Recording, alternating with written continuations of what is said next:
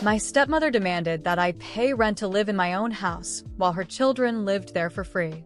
When I refused, she tried to convince my father to kick me out. But when I revealed the truth about who really owned the house, everything changed. Sandra's smile widened. Well, then you'll have to find another place to live, won't you? We can't have parasites in this house.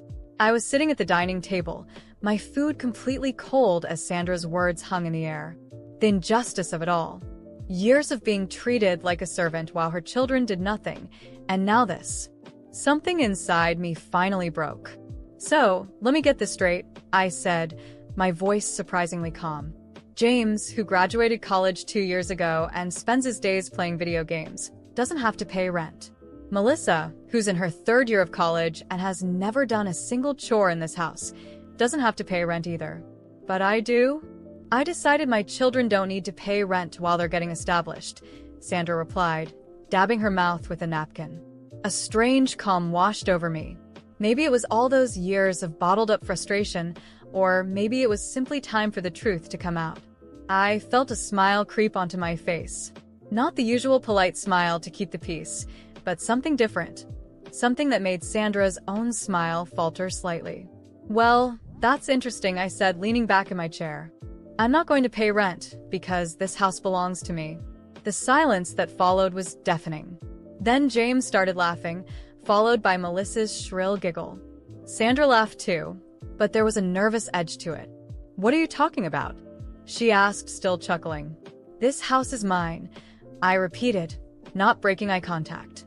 The laughter faded as they processed my words. Sandra's face cycled through a range of emotions. Amusement, confusion, disbelief, and finally, something close to panic. That's ridiculous, she stammered, grabbing her phone. I'm calling your father right now.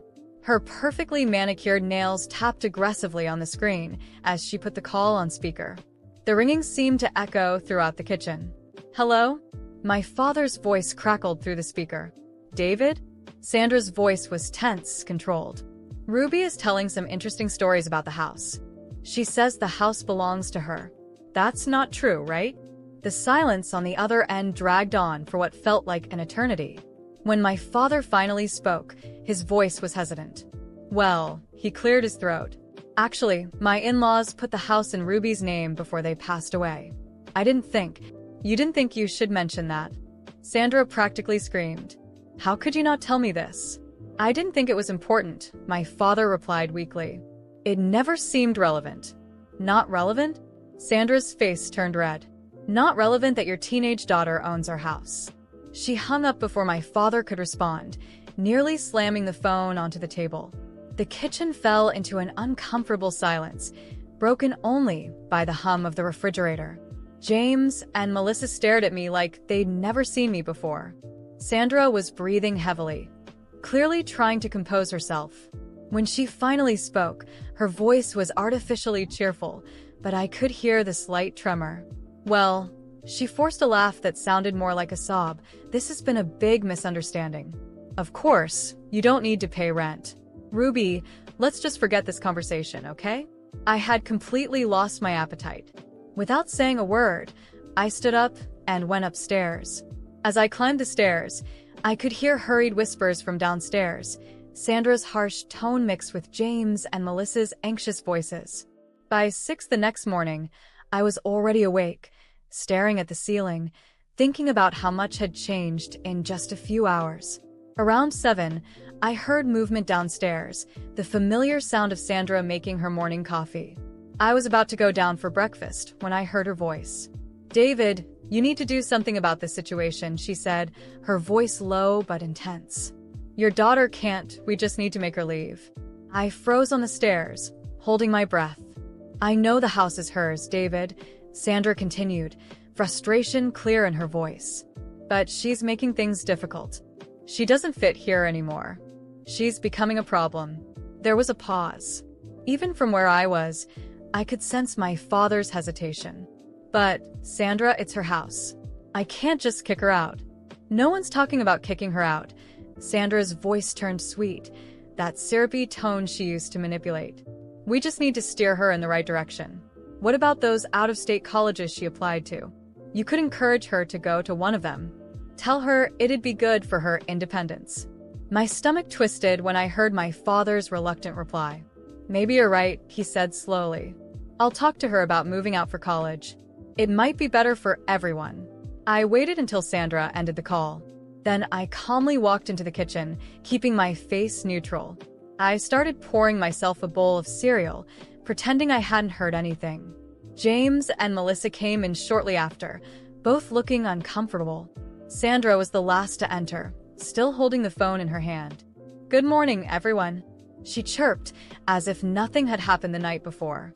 We all sat down. The only sounds were the crunching of cereal and the occasional clink of spoons against bowls. Then, as casually as if I were commenting on the weather, I said, "Oh, and starting next month, all of you will have to start paying rent. Oh, and starting next month, all of you will have to start paying rent." For a moment, the silence in the kitchen was so heavy I could hear the ticking of the clock on the wall. Sandra stared at me as if I had spoken in a foreign language. James and Melissa froze with their spoons midair, eyes wide, exchanging nervous glances. It was Sandra who broke the silence, forcing a laugh that sounded more like a sob. "You're joking, right?" she asked, her voice almost childlike, desperately trying to maintain control of the situation. "No, Sandra." "I'm not joking." My voice was calm, but each word was filled with firmness. "You've been living here for free for years. It's time to contribute." She swallowed hard, trying to regain her composure. "That doesn't make sense. We're a family and—" "We're not a family," I interrupted, my patience completely gone. "You made that very clear when you demanded I pay rent while your children lived here without lifting a finger. Now, everyone will be treated the same." James scoffed, trying to appear indifferent, but his insecurity was obvious. "This is ridiculous. I'm not paying anything." "Then you're free to find another place to live," I shot back, locking eyes with him.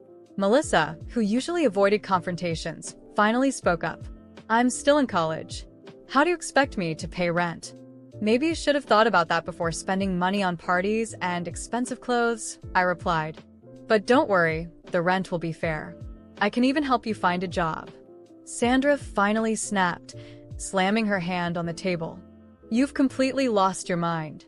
This house has always been a home for all of us. I won't let you turn it into some kind of ridiculous boarding house." I stared at her, unwavering. "Funny hearing that from you, Sandra, because just yesterday, I overheard you trying to convince my father to kick me out of my own house. And you thought I wouldn't find out?" The color drained from her face, and for a moment, she was speechless. Melissa looked like she was about to faint, and James stared at his plate, as if he wanted to disappear. I was only trying to help you become more independent," Sandra stammered, attempting to mask her panic. "Oh, of course. Independence. How kind of you to try to help me move out of the house my grandparents left me, while you and your children continue living here without paying a dime." She tried to speak, but I raised my hand to stop her. "Don't worry. I've already decided. You'll all have formal contracts. If you want to keep living here, it will be on my terms." Sandra abruptly stood up, trying to maintain a sense of authority. "This is unacceptable. David would never allow this. Maybe you should call him again and ask what he thinks. Or better yet, ask what he'll do when I decide to kick everyone out and sell the house." The shock on her face was almost satisfying. She knew I had the power to do exactly that, and the thought clearly terrified her. That night, locked in my room, I could hear muffled murmurs and arguments coming from downstairs. Sandra was probably trying to come up with a plan to get around the situation. But what she didn't know was that I was more than ready to face her. The next day, I called for a meeting. Sandra tried to refuse, but I made it clear she had no choice. By 10 a.m., we were all seated in the living room. Sandra, James, and Melissa looked uncomfortable, while I sat calmly, confident. "Here are the rental contracts," I said, handing each of them a copy. "You have 1 month to decide if you want to stay." Sandra took the paper with trembling hands, and as she read, her face grew redder and redder. "This is absurd. You can't do this." "Actually, I can. I own the house. James threw the contract on the floor, his face full of irritation. This is unfair. We're your family. No, James. You're my stepmother and my half-siblings, who treated me like a maid for years. If you want to stay here, you'll pay like anyone else. The argument dragged on for hours, but I didn't back down. In the end, I made it clear there was no room for negotiation. Sandra finally realized she had no way out, but before leaving the room, she took one last shot. You'll never have your father's support after this. I smiled, tired but firm. We'll see. In the following days, she tried everything, manipulating my father, creating tension in the house, even trying to turn James and Melissa against me. But nothing worked. They all signed the contract, and the first payment came the next month. The truth is, after years of being overlooked, I was finally in control. And for the first time, I didn't care what they thought. I had the house, the power, and most importantly, my peace of mind. They could deal with the reality now. The months went by, and the pressure inside that house only grew stronger. At first, Sandra, James, and Melissa tried to act as if nothing was happening. They reluctantly paid the first month of rent, as if they believed I would soon change my mind. But I didn't. The payments started getting delayed. First by a few days, then weeks. The excuse was always the same: unexpected expenses, piled up bills, temporary difficulties. But I knew it wasn't just that. James no longer bought his expensive games and spent more time locked in his room. Melissa stopped showing off new clothes and rarely went out. And Sandra seemed to be falling apart before my eyes. She looked exhausted, her face tired with deep dark circles. So, I decided it was time to settle the situation once and for all. On a rainy night, I gathered everyone in the living room. The atmosphere was heavy. My father sat on the couch, defeated, while Sandra stood with her arms crossed, trying to maintain a superiority that no longer existed. James and Melissa, as usual, kept their heads down, avoiding eye contact. It's been 3 months since you've paid the full rent, I began, my voice calm but firm. I could easily throw all of you out. Sandra widened her eyes, outraged. You would never do that. I looked at her coldly. Don't underestimate how much I've endured. But look, I'll be fair. I won't charge my father rent. Not because he can't pay, but because I know he's being manipulated. Out of respect for him, I'll spare him this responsibility. My father lifted his head, surprised, but stayed silent. He knew I was right. Now, with you, Sandra, it's different. I continued, locking my gaze on her. You've always treated me like a maid here, bossing me around while your children didn't lift a finger. So, I thought of something fair. You can continue living here, but instead of paying with money, you'll pay with work. You'll clean a house, do the laundry, cook. You'll be the maid here. Sandra's face turned pale. She raised a hand to her mouth as if trying to contain her despair. You must be joking, she whispered, her voice weak. I'm not. My voice was firm. And to make things crystal clear, you will wear a maid's uniform. I want you in that black and white apron, hairnet on your head, the full outfit. If you're going to work, do it properly.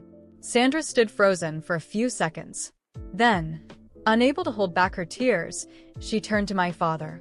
David, are you going to let her humiliate me like this? My father looked uncomfortable, but said nothing. Dad, with all due respect, don't interfere. You know why I'm not charging you. But Sandra needs to pay for what she's done. He sighed, lowering his head. Sandra remained there, quietly sobbing. Melissa watched her, pale, and James didn't react at all. Sandra left the room, defeated. The next morning, I went downstairs and found Sandra in the kitchen. She was wearing a maid's uniform, a simple black dress, a white apron tied around her waist, and a hairnet covering her hair. Her expression was empty as she mechanically cleaned the counter. Good morning, Sandra. I spoke naturally. She didn't answer. I grabbed a glass of orange juice and sipped it calmly. Then, as if by accident, I let the glass slip from my hand, spilling the juice all over the floor. Oh, how clumsy of me. Could you clean that up, please? She stood still for a moment.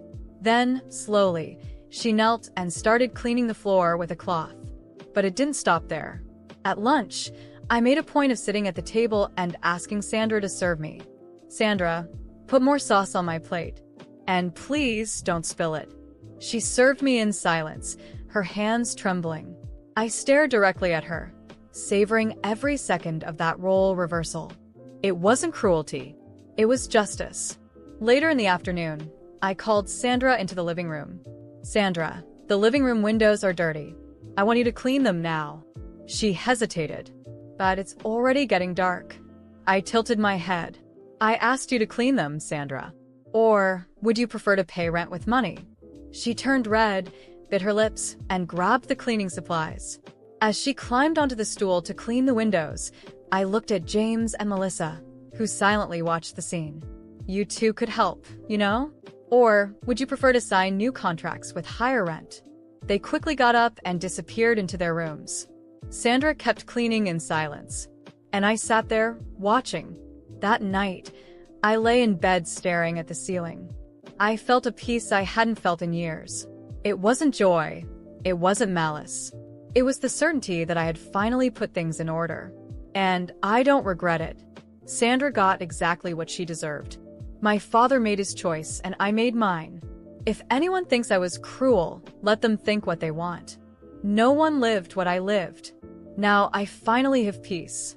And I won't give that up for anyone.